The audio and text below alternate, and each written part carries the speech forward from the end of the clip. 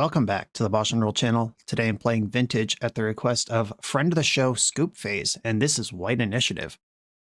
Scoop lately has been on a public social media adventure to purge his foil CEDH collection and buy Power 9 in real life, which is an insanely base thing to do. And I've enjoyed personally watching him buy slabbed power and then crack it open. I love seeing more vintage players enter the world, more future Eternal Weekend competitors. Scoop is also a member of the Bufftown Bullies. They're a group who operate out of Buffalo, New York. They run a bunch of charity tournaments and other cool stuff throughout the year. They ran the Legacy and CEDH side events at Commander Sealed last year, and they'll be doing side events at Commander Sealed again this year. Great operation, great group of people. Check them out if you get a chance. If you're regionally appropriate, their events are great. And that brings us to today's deck. This is White Initiative. Nothing sexy going on here. 4 copies of Void Mirror to go with the Vexing Bauble. I think this tech is pretty standard at this point, but I know a year ago at Eternal Weekend, people were still figuring out if Void Mirror was a thing they wanted to do. And let me tell you, as someone who's usually trying to beat White Initiative rather than play it myself, I hate seeing this card. The goal of this deck, if you're new to Vintage, is to impede your opponent's ability to play the game. That's Void Mirror, Vexing Bauble, Chalice of the Void, Clarion Conqueror, Archon of Emir, Anointed Peacekeeper. All these things make it hard for your opponent to win the game, and then you kill them while they can't play the game. White Plume Adventurer and Seasoned Engineer can win the game very quickly with the initiative mechanic that the deck is named after. But even if you just have a Clarion Conqueror and an Archon of Emir, they're going to die in 5 turns, and most decks don't function under these 2 cards. A little spicy tech in the sideboard. Light of Day, 2 copies. An enchantment from my beloved Tempest set. Black creatures can't attack or block. That's Psychic Frog, that's Atraxa, that's Icarid, that's Silver Smoke Ghoul. There's a lot of black creatures in this format, and if they can't attack, that's good for the white deck. Not a lot to say. I'm going to try to dumpster people, try to draw good hands, have good mulligans, sequence correctly. That's what the game's about. Let's do it. This is White Initiative from Scoop. I am on the play in round 1, which is where I want to be. And I have 3 mana and multiple dopes to deploy. I will keep my hand. Okay, we are playing against Dredge. This matchup is quite good because we have 5 Wastelands in the deck, and Anointed Peacekeeper naming Bazaar makes their deck not function. Archon of Emir makes the Bazaar enter tapped, which is just Time Walk. However, my hand is not doing much beyond the Archon of Emir. My opponent did just dust 2 hands and then mull to 2. Hopefully we can get over. All right, I can't play around Mindbreak Trap here, so I won't. The Archon of Emir get in. Pass. Okay, there's the tapped Bazaar.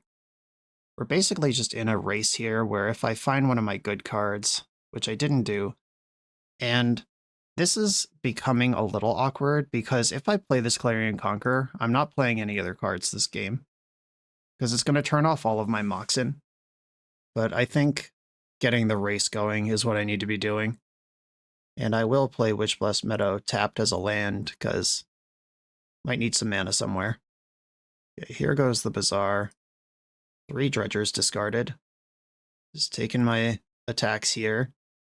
The Ancient Tomb is kind of cool because that does give me the ability to cast spells if I draw them. It's not too late yet to find an Anointed Peacekeeper and shut it down, but this turn is going to be the scary one. Narcomoeba gets back Prized Amalgam, a second Prized Amalgam, and a Creeping Chill. Yeah, I think this game slipped away just because I don't have one of the important things. I actually would have mulliganed this hand if I was on the draw, because I would have seen them powder before I kept my 7. Okay, 2 Amalgams are in. Can I get a good one? Chance of the Annex. Can't cast that. Race is on. 1, 2, 3, 4. I don't have triple white. I briefly considered leaving back Clarion Conqueror to block. Oh, but yeah, the Chrome Mox isn't going to work either. All right, never mind. Yeah, pausing to block is not where you want to be, and this game has definitely left me behind. Luckily, I wasn't punished by the Clarion Conqueror because I simply didn't draw any other spells to cast anyway. All right, this game is not winnable anymore. Yeah, that's Dredge. If you don't know what you're up against, even if your hand is really good, even if your matchup's really good, Might just be too dang bad. Okay, Leyline and Containment Priest definitely happening. Light of Day is interesting. Void Mirror and Vexing Bauble make all the spells in their deck not work, but they also don't really need those spells. Clarion Conqueror is a 3/3 flying that turns off all my stuff and doesn't affect them at all. I guess Hollow One is a guy I care about at least a little bit. I think I'm gonna do this. Just a bunch of these lock pieces for people who are trying to cast spells against this deck that's not trying to cast spells. I can see arguments for Swords to Plowshares. Like, I'm not an expert playing White Initiative. It's possible that you're just supposed to board out all of this sort of stuff and fight the board. But I think bringing in 8 cards into a good matchup that I now also know what I need to be doing is a reasonable place to park it. Okay, I will keep this. I will reveal Chancellor of the Annex and Leyline of the Void. I've got Ancient Tomb, Chrome Mox. Do I want to play around Mindbreak Trap? Like, the Chancellor bubble is there, but if I could keep the Chancellor bubble, I want to. All right, I'm just going to play the Archon without playing the Ruby out first. And I've already played spells this turn, so I can't sequence it the other way. But I think protecting this Leyline is pretty important. Tapped Bazaar, Witch Enchanter, attack, and I would be able to add an attacker to the board here if I had not played around Mindbreak Trap last turn. Ooh, okay. That breaks the bubble. Is this better as a 2/2 or as... Alright, I'm going to play it as a land. Okay, so the Chancellor bubble is popped, which means Force of Negation and Hollow One are live. Oh, fuck, Hollow One. Alright, I made it. Alright, we're learning in real time why it's important to practice your deck. Oh, wow. That card's really good. Okay, I'm going to attack with Archon and see if I can end this game right now. Alright, I named Bazaar Baghdad and we're done here. Okay.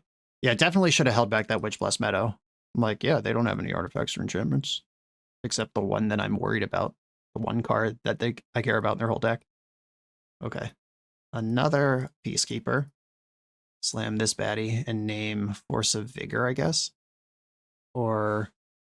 No, I'm just going to double up on Bazaar. Like, I could try to get clever and name something like Sickening Shoal. That's one of the things Dredge can play to kill a 3/3. But rather than try to play whack-a-mole with what removal they might have, let's just turn off the Bazaar a second time. Okay, they did come up with the Force of Vigor, but that doesn't matter if the Bazaar art doesn't work. All right, opponent's at 3, pass. That's more like it. All right, now we got to get one on the draw.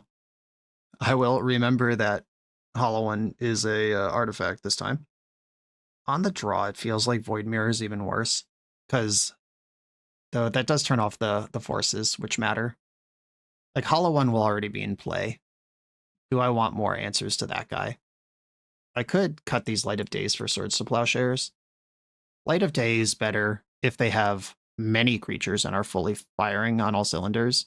Swords to Plowshares is better if I do have some disruption and just need to stop a Hollow One from killing me. Normally I don't love Chancellor of the Annex on the draw, but that does counter the first Hollow One or the first Force of Vigor against this deck with no mana in it, no matter what. I'm pretty interested in that. This Light of Day is so sexy. All right, I'm gonna split them. I don't think that's right, but it's what I want to do in my heart. I can see times where both of these cards would be good, and I only have 2 spots to put them in. Okay, so this is a turn 1 Archon or turn 1 Priest. My opponent's going to get a window to grief me first. They powdered once and then kept 7. That's what's going on over there. All right, I will keep this. Bazaar. Hollow One. Chalice. Yuck, bro. All right. Bad news, everyone. Oh, Chancellor of the Annex right on time. Would have countered one of these 2 cards. I hate you, Chancellor of the Annex. All right, I'll play Plains past the turn and probably die just from this one turn of missing out on Containment Priest. Could have mulliganed. That was a pretty soft dredge, all things considered. Sickening Shoal, confirmed, by the way, is in the deck. That dredge was a little better, dealt 6 to me. Icarid dies. Cavern of Souls. Okay, here we go. Cavern on human buys me. Force of Will is now interaction that doesn't matter. Okay, there are 2 Icarid triggers on the stack. If they dredge in response, I'll play Containment Priest. If they press priority, I'll play Containment Priest. They dredge, Narcomoeba on the stack, and it's Priest time. Maybe Cleric was a better name for this Containment Priest. Did I blow it? A Creeping Chill, there's 1 left in the deck.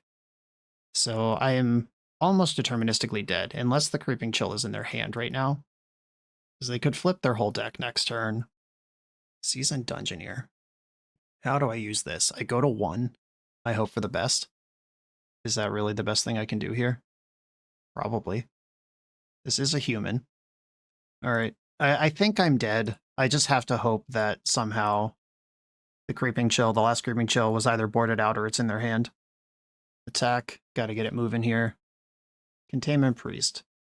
Put this card into my graveyard. No. So I can double block Hollow One next turn. Yeah, they're still aggressively dredging. That means the Creeping Chill's still in the deck. There it is. Alright, GG. Yeah, maybe I'm supposed to mulligan that. I mean, the Hollow One and Chalice to back up a 7-card keep was pretty nice, and they had 2 cards floating in the hand the whole time. There might have also been force backup. Yeah, maybe against a Dredge 7, I'm just supposed to chase something better, but turn 1 Containment Priest is pretty freaking good. Alright. Much was learned in that match. On to the next one. I'm excited to be a special guest for the Excalibur Events Niagara Falls weekend, September 25th through 27th, 2026. This event features the pre-modern scaling 25K with $10,000 guaranteed and $5,000 added to the prize pool at 275, 350, and 450 players for a total of $25,000. Gold Border and Collector's Edition cards are legal in this tournament, and you can use up to 10 playtest cards to fill out your deck. Be sure to check the FAQ on the Excalibur website to follow their playtest card policy. This has a chance of being the biggest pre-modern event ever. Sign up now and use code BOSH for $5 off entry. I hope I'll see you there. I'm on the play in round 2. My opponent has revealed a Luris. This is a turn 1 White Plume with Chancellor protection. Keep it. This is not a lock piece. My opponent is going to be allowed to play the game, but this is a hand that just beats the shit out of him, which is the other thing the deck can do. Okay, White Plume Adventurers in, Chancellor Bubble still live. Next turn, I can Wasteland them and play another White Plume. Just keep the hits coming. A Tundra. Emerald. And they paid the Troll Toll for that one. I hope they needed that blue mana. Uh-oh. Their hand is good. If I had a lock piece, like an Archon or a Conqueror, I would have led on that and then followed up with White Plume after thoroughly diminishing my opponent's ability to play the game. But I didn't have that option. All I do here is smash. Forge. And this is a damage hand, so I'm just piling damage on. Attack. I'm going to do this first. And follow up White Plume. Force of Will, pitching Lorien Revealed. Wasteland after doing all that. That would have been embarrassing if I got dazed there, but Daze is frequently a one-of in Dimir Luris, and I think this is PO, given like the green Mox being in this deck. So sandbagging the land, like if they needed this Lorien Revealed, which clearly they don't, but in case they did, it was an option. We could put Luris into play right now. I hope that's the best thing they can do, because that's not actually very good. Right, Luris bought. Luris paid for. Black Lotus comes back. Blue, blue, blue in the pool. Thunder Trap Trainer. Opponent's in the market for a Flame of Anor. PO, something that really gets going. Or fucking Ancestral Recall. Sure, sure. Power 9 decks. Yeah, I'm usually on the other side of this, the side that where my opponent is like, okay, I've taken 8 damage this turn, and now I have 3 cards in my hand, 5 to 7 mana, and none of it mattered. You're still dead. Okay, let's see if I can finish this beat down. This one I am doing pre-combat because it matters. Trigger, I get to draw a card in the archive. Attack. Seasoned Dungeoneer does its thing. Mox Pearl to the graveyard, yes. Opponent's at 2 life and I untap White Plume on their upkeep. And can they go over the top, add 2 life, or did we get through? Access to 7 mana here. This is a non-juicy flow state. Only instance in that graveyard. Black Lotus. Stock up. Seems like they're digging for Time Walk or Swords to Plowshares. I'm trying to think of cards that would keep this game going for them on these resources they have right now. Sapphire. Valk. Okay, Flame of Anor is live now. This Throne of the Dead 3 is so likely to beat them that they really have to do whatever they're going to do right now. Like, if that just shits out an Archon or a Clarion Conqueror and suddenly their hand doesn't work, even if they technically survive in combat next turn. All right, so they do have a Flame. Deal 5, draw 2. That removes my unblockable creature from the battlefield. But also if Throne... Oh, fuck off. Oh, no. Well, there we go. There goes the Jeskai PO deck doing its thing. If you don't actually stop it from doing its thing, the thing it does is extremely messed up. Okay, now I need to draw an initiative creature that if I cast immediately enters the Throne of the Dead 3, and then I can lock it down. Void Mirror. Yeah, right on time. Thanks for showing up. Okay, I'll cast Void Mirror, which probably doesn't matter much anymore. I'll bounce this Luris. Let's take a little bit less damage, I guess. Yeah, this Void Mirror, any earlier, the Black Lotus has been cast 3 times this game. The Sapphire was just added last turn. I'm just getting Lingust. This is 13 damage. Technically still alive. All right, deck. Big hit right now. Take the initiative, win the game somehow. Witch Enchanter, nope. All right, yep, there it was. And that was some pretty intense needle threading. It was like, had to come up with Flame of Anor, had to come up with the exact right Moxen, had to have Volcanic Island, not Tundra or Basic Island on that sequence. Like, all of it worked out. If they tapped wrong any earlier in the sequence, they wouldn't have been able to cast all the cards they wanted to. If Thundertrap Trainer didn't randomly find Ancestral Recall while they happen to have a blue floating. Well, a lot of things went right for them that game, but also we just see why these blue decks are so good compared to the decks that just look at their opening hand and hope it's good enough. All right, what do we do here? I want these Null Rods in. I don't want any of these other cards. The lock pieces are all the best things I can have. This is exactly the matchup the Vexing Baubles and Void Mirrors are for. Do you ever shave a Chrome Mox? Is that a thing we do? I have 4 cards in my deck that turn off Chrome Mox anyway, and I'm bringing in 2 more. It'd be a Chrome Mox and a Chancellor. Get 2 Null Rods in. I still have a lot of mana. I'll do it like that. Okay, this hand is turn 1 Void Mirror with protection, but then I need to find a mana before it does anything else. I think this has to be good enough. Keep. Chancellor is revealed. Opponent's on 6 cards. Chrome Mox. Pitch this Chancellor. Witch Bless Meadow. Zap it in. Void Mirror. Alright, let's hope that's good enough. It's really going to come down to when I find mana. Lotus Strand's being cracked. Portable Hole, a powerful weapon here. Or no, it's not, because I have the Chancellor bubble still up. Yeah, the combo here of Chancellor countering a card that was going to get countered anyway. Ancestral Recall. It's less scary when they can't dump out everything else. Let's go. All right, I'm in. Real action. Wasteland. Ooh, Wasteland in this deck. That's weird. Do I want to Wasteland their Wasteland? I think I do. Wasteland your Wasteland. I'm going to play a redundant Void Mirror, just in case they remove one of them. Volcanic Island. Black Lotus, that doesn't work. Whatever, here's another one. Thundertrap Trainer. This is where the wheels start to come off if I don't find an Ancient Tomb quickly. Flame of Anor, perfect. Great, great, great. And Wasteland? What is going on with this deck?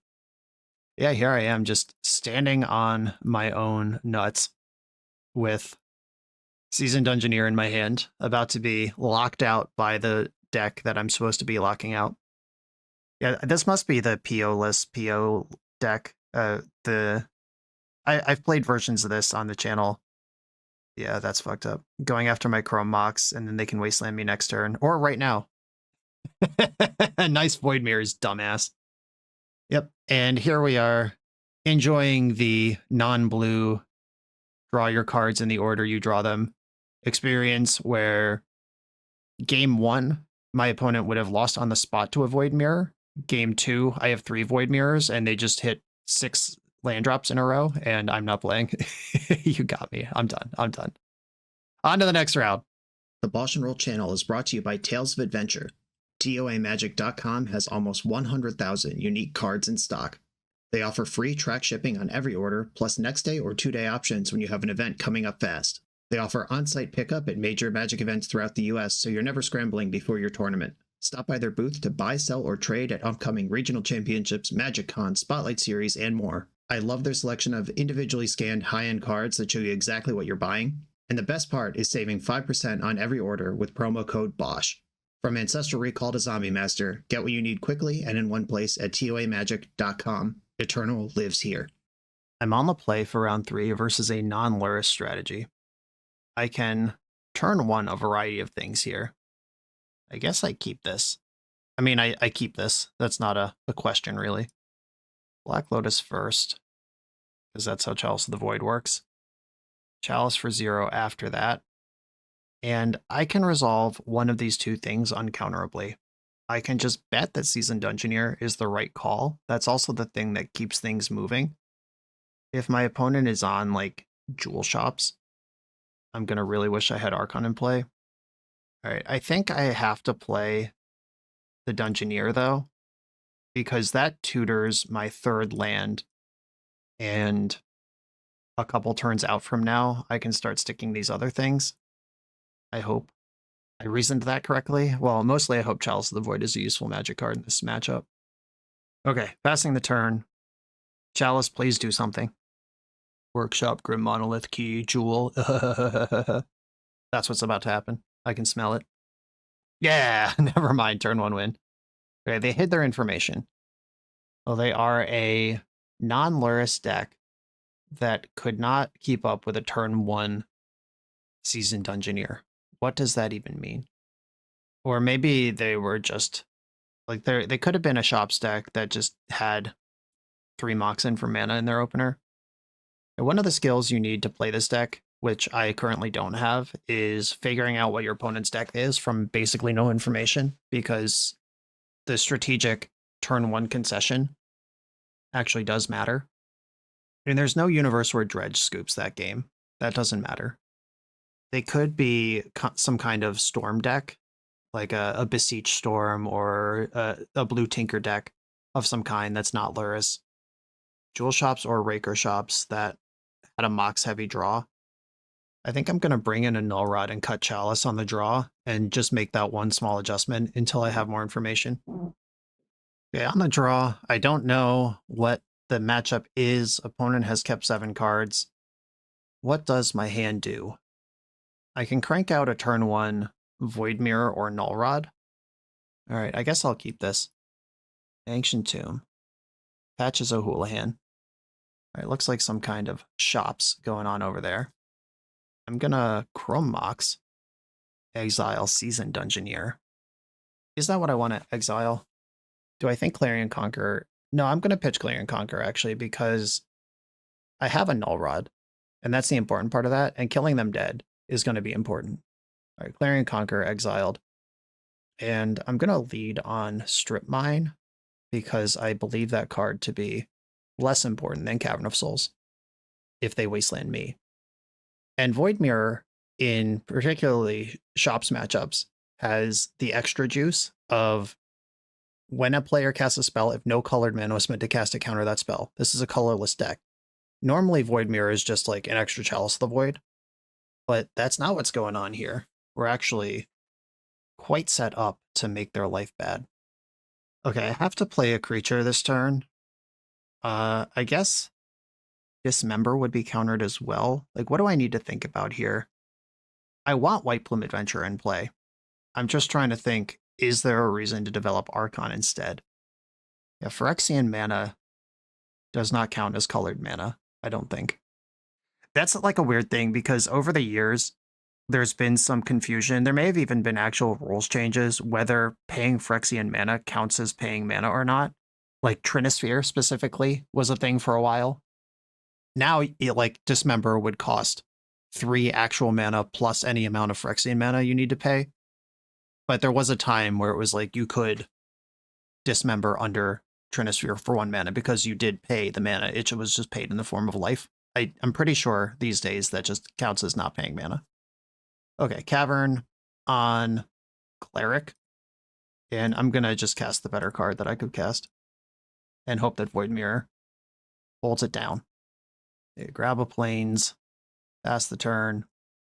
They could just spam out 3 artifacts and be bigger than White Plume. Like the artifacts get countered, but patches counts when you cast them. All right, here we go. They're starting to just spam off artifacts. And I'll just commit to the race. Like if they end up with... I would trade off with a 3/3. If they end up with a 4/4, I'll just race them. Okay, they have a 3/3. All right, well, that's easy. Block. I don't think they have any artifacts with flash. And I'm going to go into the Lost Well because they have nothing to juice up on. Chancellor to the bottom. Seasoned Dungeoneer. Keep that. Follow up Dungeon Time. Okay, now with that treasure, I can strip mine them next turn and develop a second Dungeoneer. And then immediately puts me in the Throne of the Dead 3. They look pretty dead here. Cool. All right, finally drew the correct combination of the right type of interaction and threats to back it up. On to the next round. This video is sponsored by Moxfield.com, the easiest way to build Magic decks online. Moxfield supports over 30 formats, including Legacy and everything else you'll see on this channel. There's multiple customizations so you can interact with your deck how you want. Views such as text, grid, or stacks, and groupings like type, subtype, color, color identity, even artist. The site offers light mode, dark mode, and so much more. However you want to see your deck, Moxfield can provide it for you. Follow my Moxfield to keep up with the channel and what I'm playing in paper. I'll see you there. I'm on the draw. My opponent is a non-Lurrus who kept 7, and their avatar is Breakthrough. Do we think this is a Dredge Gamer? What does my hand actually do? Nothing on turn 1 is kind of whack. But there are 2 Wastelands here. I think I'm going to try this, although I understand if the White Initiative players in the chat tell me that this is a mulligan. And if these were just plains, then it's clearly a mulligan. I'm just counting the Strip Mine and Wasteland as half a spell, half a land. And that makes his hand look okay. And I do have a lot of fast mana in the deck between my Power and my Ancient Tombs. Okay, Bazaar confirmed. Icarid. And my opponents have all been really good at discarding Golgari Grave Troll on the first turn of every game. That card is restricted, by the way, for those who didn't know. I know it doesn't seem like it, based on how all of these games have gone. Okay, I'm going to Wasteland this. And I am going to play out Mox Ruby. That just gets me ahead of a future Mindbreak trap. Okay, if they want this Icarid, they lose Thug, which is one of their 2 dredgers, and there are currently only 2 in the graveyard. The keep 7 activate Bazaar is always so scary because if they have a second Bazaar, oh my god. Yeah, putting that Icarid into play smells like someone who has a second Bazaar. Shambling Shell and a replacement Thug have been come up with, yeah.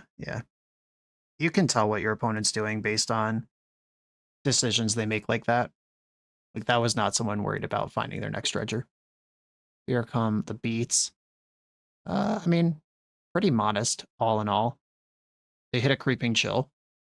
Oh, there was more dredging still to come. Never mind, they hit Creeping Chill, which gets the Silver Smoke Ghoul. Or did they discard this from hand? Is that where that came from? Why did that look so strange to me? Okay, Icarid. I mean, I'm at 2 on this board. I don't think this game is winnable. My opponent doesn't know I'm White Initiative, though. Like, this could be a shop stack, like any kind of shop stack.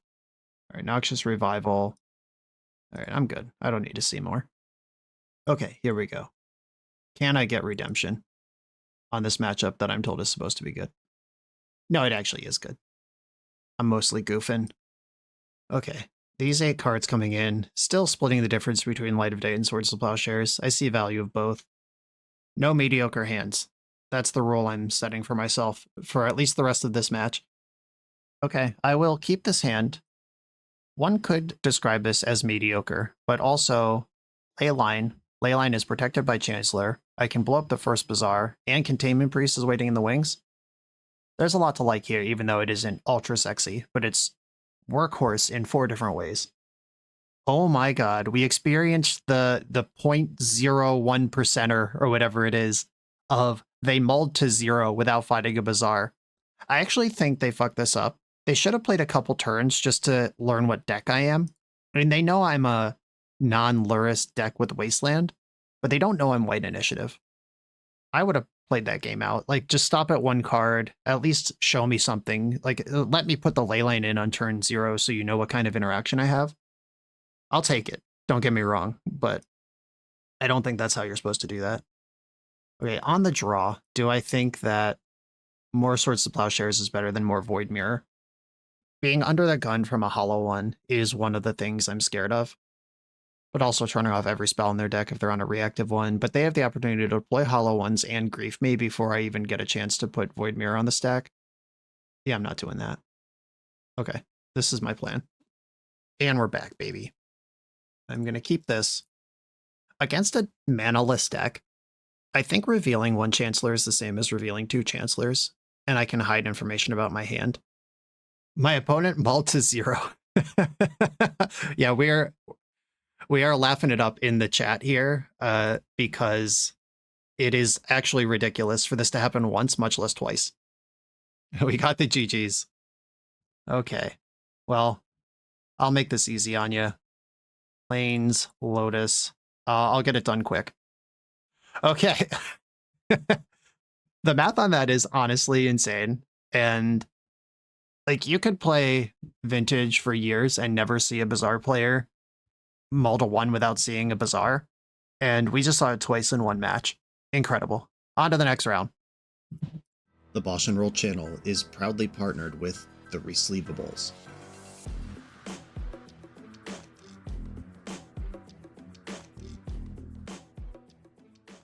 In this YouTube series, hosts Patrick Sullivan and Patrick Chapin go set by set through Magic's past, leveraging their decades of experience as Pro Tour players and game designers to analyze the good, the bad, and the ugly of Magic's history. Each episode is a deep dive into the facts, mechanics, cycles, trivia, decks of the time, and historical context of the set. The hosts dig into notable cards of the era and their lasting impact today. Each set gets an award show where the hosts pick their favorite cards for categories such as Best, Worst, and Weirdest. And finally, give a letter grade for the set's overall success. Whether you want a history lesson or a nostalgia hit, The Resleevables has it at youtube.com/theresleevables. I'm on the draw in the final round. Positive record on the line.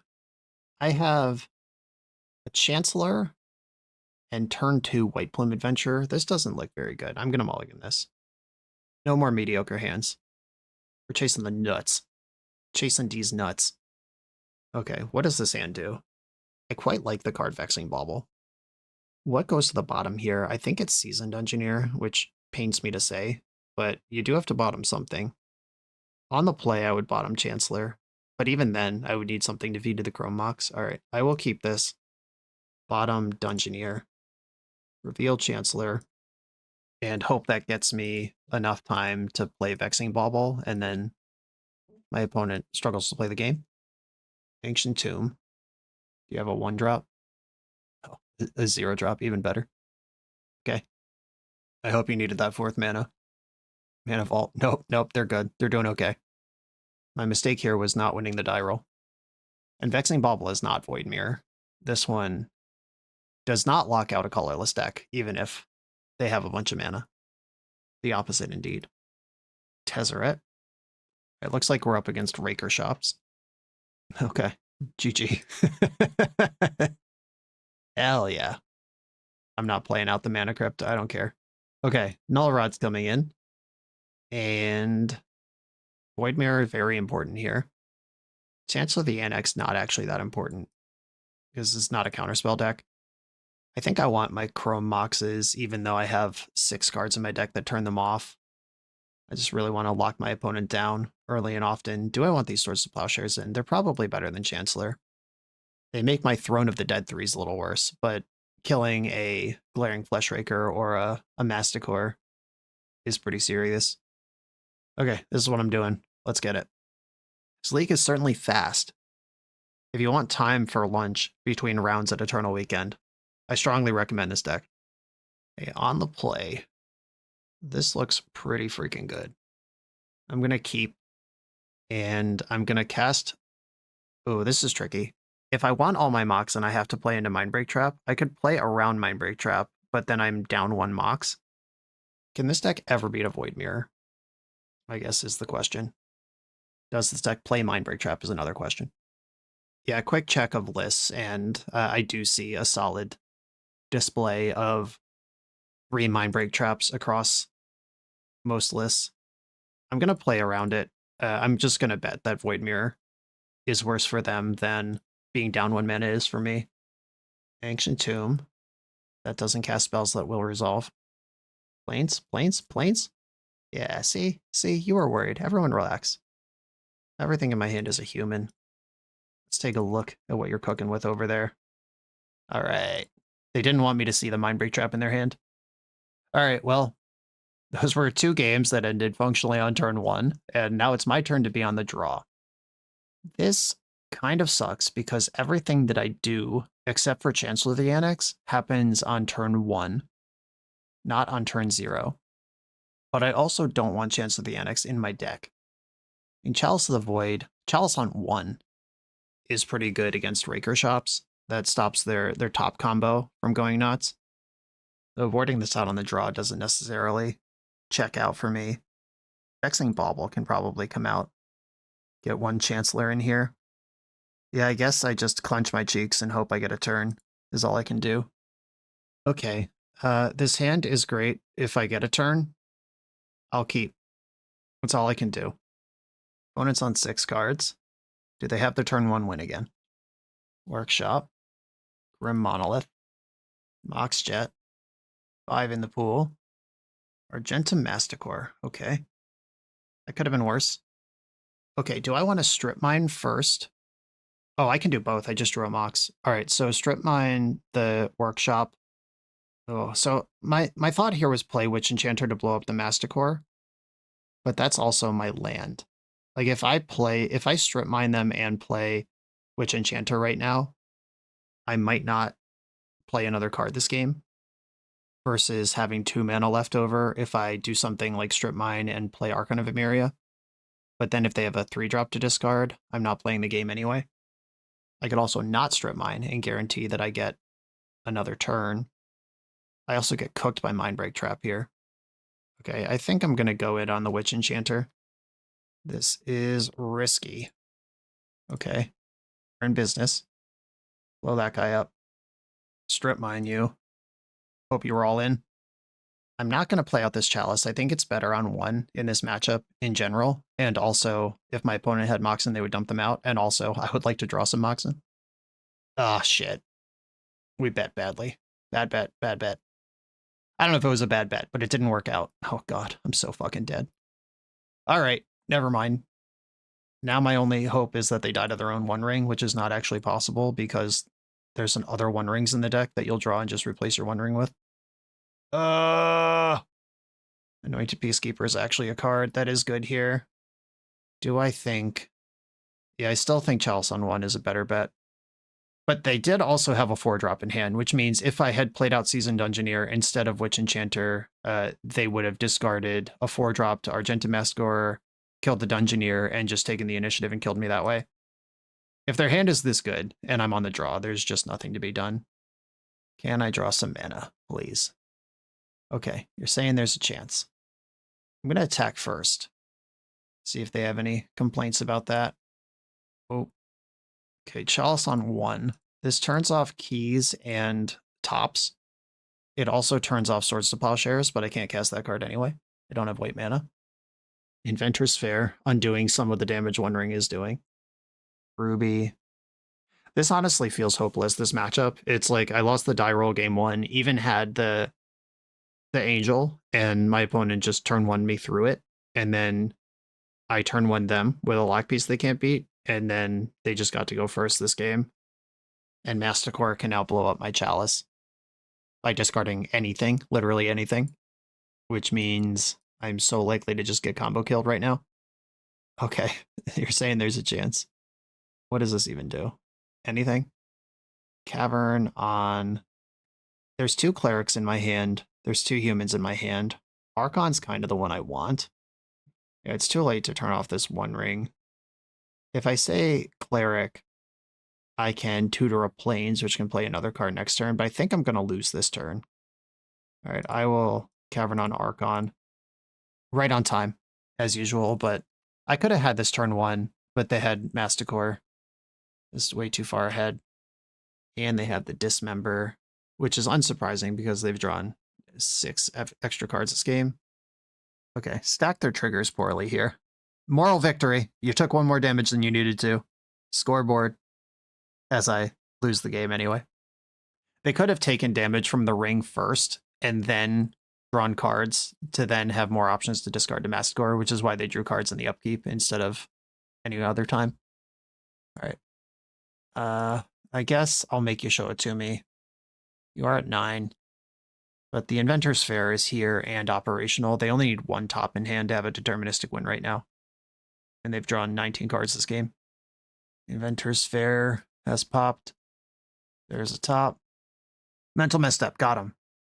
JK. I don't have that card. All right, GG. Yeah, turn 1 Masticore is a pretty serious thing. Like, even if I have a lock piece, which I did. I had Archon of Emeria available to me there, but there's a good chance it just dies, and then I have nothing. Okay, a quick league, and I gotta say, I don't get it. I don't get the appeal, and sorry, Scoop. Decks like this, I mean, in Legacy, decks like this are sometimes so good, they're undeniable, even though I find their play patterns to be unrewarding. But man, that whole thing felt so bad. It's just like in the games that were close, like that first round against Dredge, and then that match versus Jeskai, Luris, Flow State, whatever we're calling that. It was like, if I draw a Wasteland, you lose, and there's nothing you can do about it. Or a Anointed Peacekeeper, or a Void Mirror, or, you know, like any of these cards, you would lose, like that Dredge player, you're dead, not a single thing you can do about it. But I didn't, so I lost to a mulligan to 2 in spectacular fashion. And then the Luris deck, it's like, okay, they reveal Luris, I'm on the play, I dump out an open that Luris Frog could never beat. But they weren't Luris Frog, and they had 5 Mox in their first 2 turns of the game to just power through all the stuff I was doing. And then game 2, it's like, Void Mirror, nice 5 Mox and dope. And then they just hit 6 land drops and cast spells and don't even have a Mox. And to me, I don't know, like the wins were so free, but the losses were so free for my opponent too. This feels like just Russian roulette. There's 3 in the chamber, we spin, point at one of our heads, someone's done. And I would certainly prefer to have Ancestral Recall in my deck in general when I'm playing Vintage. But all that said, I gotta give credit where it's due of knowing how to sideboard, knowing how to mulligan, like that game 3 versus the first Dredge opponent where it was like, I have turn 1 Containment Priest, but I'm on the draw. I hope this is good enough. And then they were just like, Chalice, Hollow 1, Containment Priest probably not good enough anyway, and now it's on turn 2, it's not on turn 3, and also, by the way, you're dead. Oh, maybe I'm supposed to mulligan that. There is a lot of skill and experience that has to be put into the mulligan decisions, the sideboard decisions, all of those spots in the game before the game actually starts. And those are skills I don't have, where maybe someone else could have won some of those close games with different sequencing or more aggressive mulligans that I just wasn't taking. I'm going to leave this one here. Scoop, I'm so excited that you own Power 9 and will be participating in Eternal Weekend for the foreseeable future. And I hope you find joy with this White Initiative deck, or with whatever deck you choose to play. Everyone, thanks for watching. Be sure to like, comment, subscribe. Check out the Patreon to support the channel. I'll see you next time.